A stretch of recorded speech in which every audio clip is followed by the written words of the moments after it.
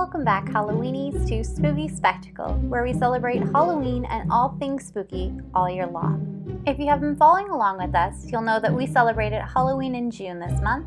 We had such an amazing time sharing our food, drink, and decoration ideas with you guys, and we hope that you did too. But before we wrap things up, we have a few more treats for everyone. If you tune in on Wednesday, June 30th, you will see our first ever Spooky Spectacle of the month. And if you stay tuned, we're gonna recount the best horror story submissions for the contest and announce its winner. But before we jump into the stories, we have a quick announcement. Thanks to the support from our wonderful community, Spooky Spectacle is going to start releasing videos every Friday. If you have an idea for a video you'd like to see, please just leave us a little message in the comment section below. Well, what are we waiting for? Grab your favorite snack and get comfy, because it's story time. So the other day, my daughter and I decided to go and do a paranormal investigation. There was an old barn where a man had supposedly murdered his 6 children and buried them, so we headed out to investigate. Later that day, we never arrived home. My husband, being concerned, called the police and told them of our last known location. As the police arrived at the barn, they did not see anyone in sight. As they entered the barn, they found 2 nooses, but nobody. Where did we go?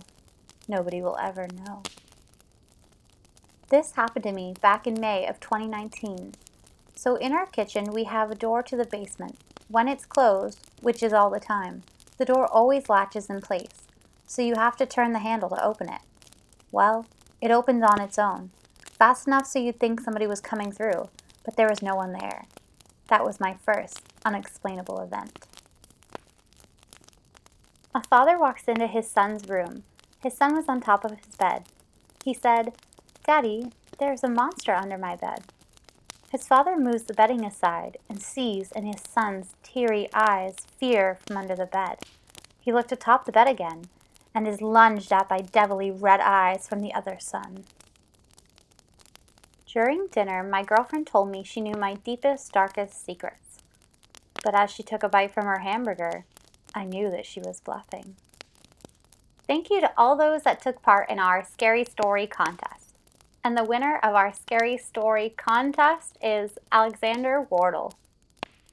The other day, I was cuddling with my fiance until we drifted off. Feeling restless, I started to sit up, but I got yanked back onto the bed. "Nicole?" I said, thinking she was being playful, but then I realized I didn't see her. At the side of the bed, I saw a silhouette of a man dripping wet. I felt powerless as the cold, wet fiend lunged, pinning me down and whispering the most gruesome, hateful things anyone could ever say. I grabbed my smartphone and hit him across the face and instantly woke up. I sighed in relief until I saw Nicole crying in the corner. I ran over. "Baby, are you all right? I had a nightmare. Did I hurt you?" "No," she cried. I hit you, but where did you hear those threats?" "My police records were supposed to be sealed," she said with my broken phone in hand. Congratulations to our Scary Story contest winner, Alex Wardle.